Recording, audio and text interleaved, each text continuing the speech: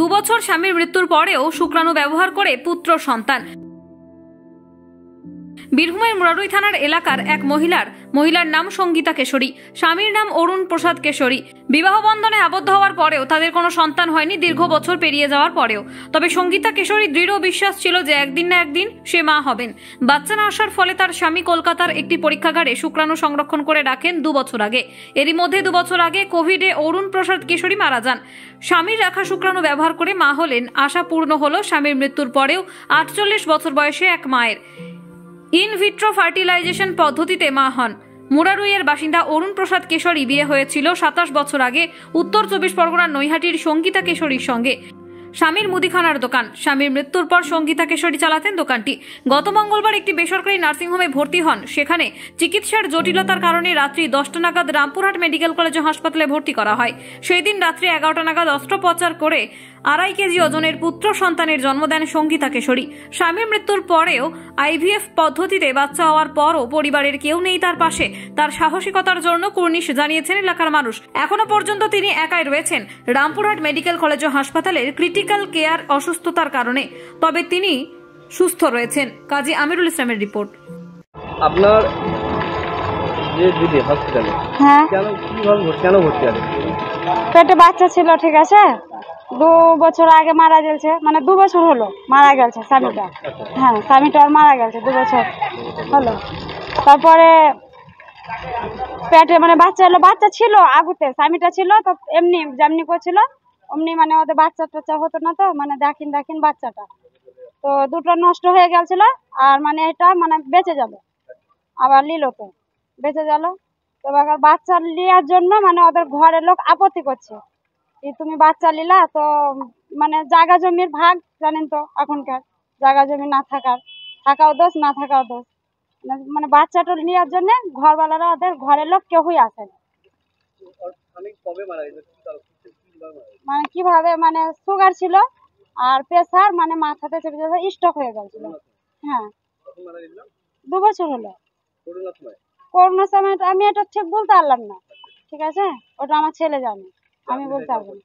হ্যাঁ, তো এবার মানে আমি বাইরে থাকি, আমি এখানে থাকি না। এখন আমার ছেলে থাকে, যখন 7 বছর কাল আমার ছেলে, তখন আমার ছেলে ওর কাছেই থাকে। ওরাই এখন ঠিক আছে, এখন ভালো আছে, সুস্থ আছে, বাচ্চাও ভালো আছে। আমি কেউ হয় না এখন, এখন আমার কেউ হয় না, তা এখন আর দিদি, আমি ওটা আমার দিদি। আমার সাথে যোগাযোগ বলতে গেলে আমার ছেলে সাথে কাজ করতো, আর স্বামীটা ছিল তো 7 বছর কাজ, যখন আমার ছেলেটা তখন থাকায় ওদের কাছে, মানে ওরাই পড়ালছে আমার ছেলেকে, ওদের ঘরেই থাকেছে।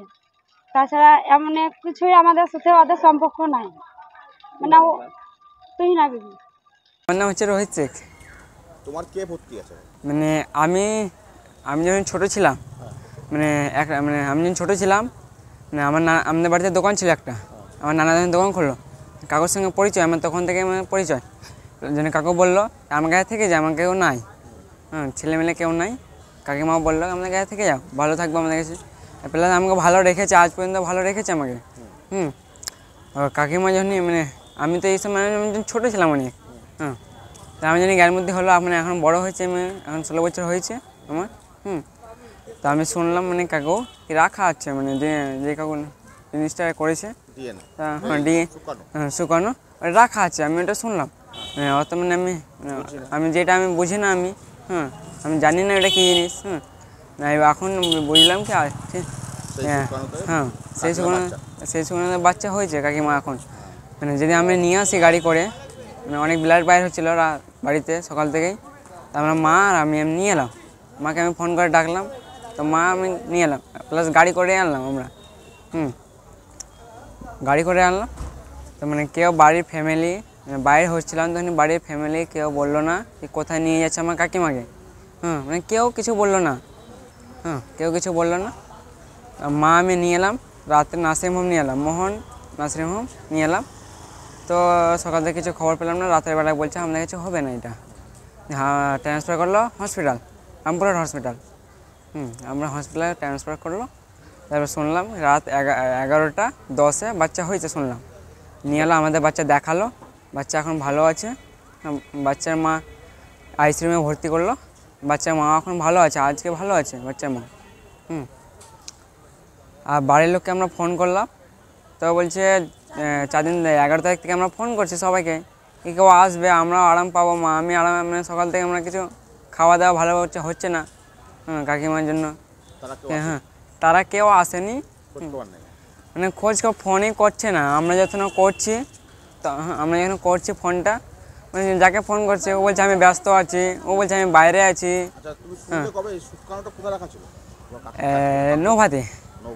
নৌভাতে, কলকাতা নৌভাতে রাখা ছিল এটা, মানে আমি শুনলাম।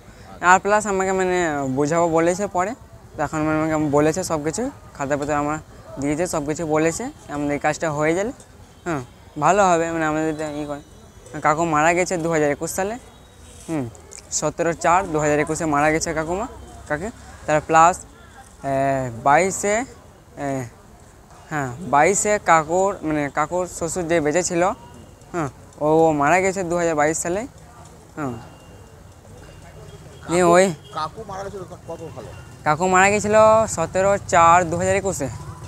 আর কাকু তার আগে মানে কাকু রাখা ছিল, আগেবার একবার নিয়েছিল তো হয়নি, এবার হয়েছে, নষ্ট হয়ে গেছে, 3 মাসে হয়ে নষ্ট হয়ে গেছে। এবার রাখা ছিল তো নিয়েছিল, ভাবলো কি আমাদের জন্য সবাই, মানে কাকুর বাবা মারা গেল, কাকিমার বাবা মারা গেল, কাকু মারা গেল, তো কেউ ছিল না, তো ওইটাই রাখা ছিল, ওইটাই হেল্প করেছে, তো অনেক হেল্প করেছে, রাখা ছিল তো নিয়েছিল কাকু, মানে বললো সবাইকে, মানে 5-7 মাস হলো, তো কেউ বললো না, 7 মাস হলো, কাকু সবাইকে বললো, কাকিমা ফ্যামিলি সবাইকে বললো কি আমি নিয়েছি এটা।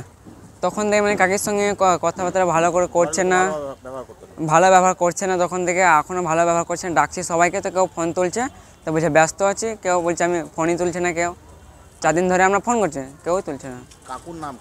কাকুর নাম অরুণ প্রসাদ কেশরী। অরুণ প্রসাদ কেশরী বা অরুণ কেশরী, মানে আমি জানি যেটা বিল আসে দোকান থেকে, বিল আসে অরুণ প্রসাদ কেশরী, অরুণ কেশরী প্লাস কেশরী স্টোর। কাকিমার নাম হচ্ছে সঙ্গীতা কেশরী। বাড়ি হচ্ছে মোড়ই, SBI রোড, মোড়ই পঞ্চায়েত। আমার নাম হচ্ছে রোহিত শেখ, আমার মায়ের নাম হচ্ছে তুহিনা বিবি, আর যে আমার সঙ্গে উকিল ছিল ও আমি নাম জানছি না ভালো করে ওটা, ঠিক আছে। 11 তারিখ রাত্রে, মানে 11 তারিখ হসপিটালে, 11 তারিখ রাত্রে নার্সিংহোম নিয়ে এসেছি, 11 তারিখ সকালবেলায় নিয়ে এসেছি। হ্যাঁ, হসপিটালে 11 তারিখ রাত্রে 8টায়। বাচ্চা হচ্ছে মানে হসপিটাল ভর্তি নিয়ে এলাম, কাজ মানে ফর্ম লেখাপত্র ছিল, লিখতে টাইম লেগেছিলো, 10টার সময় বললো, 11টার সময় শুনলাম বাচ্চা হয়েছে, বাচ্চার মাও ভালো আছে, কথাবার্তা বললো, বাচ্চার মাও বললা ছেলে হয়েছে। হ্যাঁ, ভালো লাগছে কথাটা শুনে। চিকিৎসা বিজ্ঞানের এই যে অভিনব ঘটনা, সেই ঘটনার আমরা সাক্ষী এবং অংশীদার। একটি মা যার স্বামী মারা গেছেন, কিন্তু তার শুক্রাণু রক্ষিত ছিল একটি জায়গাতে, আর্টিফিশিয়াল ইনসেমিনেশন বা আমরা বলি ইনভিট্রো ফার্টিলাইজেশন, সেই পদ্ধতিতে মা গর্ভবতী হন। এবং এই যুগে প্রত্যন্ত গ্রামের একটি মেয়ে এরকম একটি সিদ্ধান্ত নিয়ে চিকিৎসা বিজ্ঞানকে কাজে লাগিয়ে গর্ভবতী হয়েছেন এবং মা হয়েছেন, এটা একটি বিশেষ ঘটনা হিসেবে আমরা উল্লেখ করতেই পারি। আমাদের ভালো লাগছে এই ভেবে যে মা গর্ভবতী হওয়ার পরে আমাদের হাসপাতাল এবং নিকটবর্তী জায়গাগুলোতেই তিনি পরিষেবা গ্রহণ করেছিলেন এবং আমাদের হাসপাতালেই তিনি বাচ্চা প্রসব করেছেন। যদিও সিজারিয়ান সেকশন করেই বাচ্চা হয়েছে। এরপরে যেটা আরও বিশেষভাবে বলা যায় যে বয়সে তিনি মা হয়েছেন, সেটা একেবারে জীবনের মা হওয়ার শেষ বয়স, 48 বছর বয়সে তিনি মা হয়েছেন। তার সঙ্গে ডায়াবেটিসে আক্রান্ত, উচ্চ রক্তচাপও তার আছে, তার চিকিৎসা তিনি পাচ্ছেন। এইরকম একটি মা একটু কঠিন পরিস্থিতির মধ্য দিয়ে মা হয়েছেন এবং আমরা যখন এই আর্টিফিশিয়াল ইনসেমিনেশন বা ইনভিট্রো ফার্টিলাইজেশনের সঙ্গে যুক্ত হতে পারলাম, সেটা ভেবে আমাদের সত্যি আনন্দ হচ্ছে, আমরা গর্বিত এবং আমরা চাই এরকম যে মায়ের আর কেউ নেই, চারপাশে কেউ থাকছে না, তারা যদি এইরকমভাবে এগিয়ে আসেন, তাহলে আমাদের সমাজের এই মানুষগুলো খুশি হবেন। আমাদের ভালো লাগছে, আমরা পরিষেবা দিচ্ছি, মা এবং বাচ্চা দুজনেই ভালো আছে।